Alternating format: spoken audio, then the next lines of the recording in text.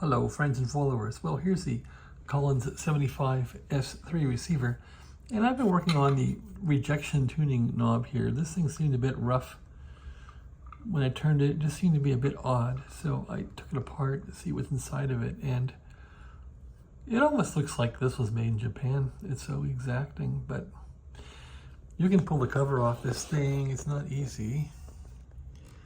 There's two nuts on the bottom that are 1/4 inch. So you have to go in on the underside and take out two nuts. And then the harder part is there's two screws in the side. You can see there's two screw holes, one on top, one way at the bottom. Of course, the top one's easy to get out. The bottom one is not. But I got the bottom one out using that screwdriver there, and there's the bottom screw. So what is inside here, you might ask? Well, here's your answer. Ta-da! Really delicate wiring. It reminds me of the HRO 500 synthesizer. So this coil has some really fine wires, you can see. At any rate, I just wanted to see what was in here and see if anything was binding. So this thing on top is actually a potentiometer. I probably should put some detox in this stupid thing.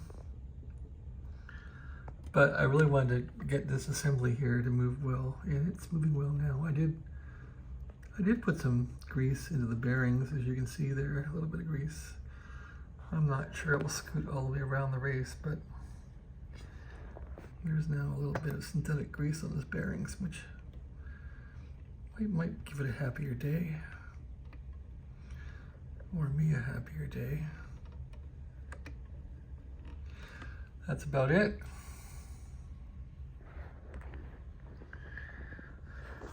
Okay, well, seeing this is a potentiometer, not a capacitor, I almost want to throw some detoxin into it. The thing is working though. What's horrendous is this adjustment here is really sensitive. I wonder why that's so bad. Anyway, yeah, I guess I'll put some detox in here at the risk of screwing around with this thing. I guess all I gotta do is get it back where it is and it'll work. So that's what I'm doing here. Here's a view for the curious of what's in this thing. A view for the curious. Yeah, so I have all three Collins radios apart now, which is a shame. They're all over the place. That's what's in this thing anyway. So my band switch problem. Ugh. Yeah, I need some specialized tools to take the band switch apart. So apparently, the band switch fiasco is because the shafts are misaligned. There we go. Looks like somebody was in here screwing around with it. But it's pretty obvious to me, at least, that this shaft is a little ahead or behind this shaft. So I need something to go in there. Specialized tool that goes in there. I don't have it. Specialized weird Allen key or something. So once I get a hold of that, I'll take care of that. Also, what's disturbing about this radio is ergonomically, this knob is just loose. So I would want to buy a Drake knob, actually. I think it's the same knob for a Drake, with a set screw, and put that on here to make it more steady. I don't like wobbly knobs. Anyway, so what else can I do with this thing? I could try and access the detents and grease them up. The detents are accessible back in there. Yeah, you can see the detents. Put some grease on the clicker there so it's not so stiff. Get that done.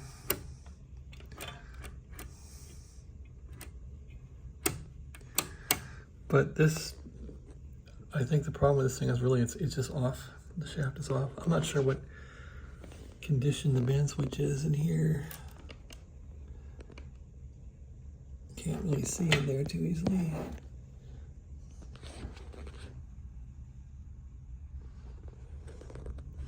But this doesn't look as filthy as the transmitter that I have. The 32S1s are really filthy. This thing has had a better life. All right, that's my video. I guess these are the typical. No, I don't know what those are for, actually. They usually got some kind of frequency setting for these, but SSB up and down, crystals, LSB, USB type stuff. This looks pretty good here. It's clean as a whistle.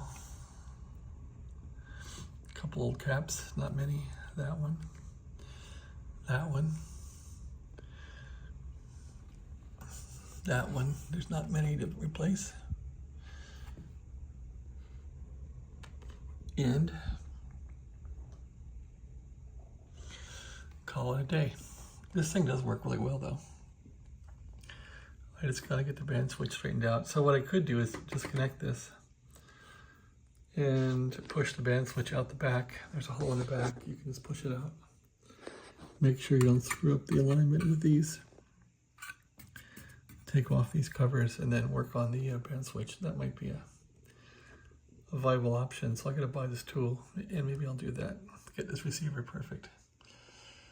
Perfect enough for me anyway. All right, bands have been dead. Can't give much of a demo. Check out that filter. Crystal filter from Mr. Art Collins. Doesn't really say what the bandwidth is on it, does it? A Q200. 455K.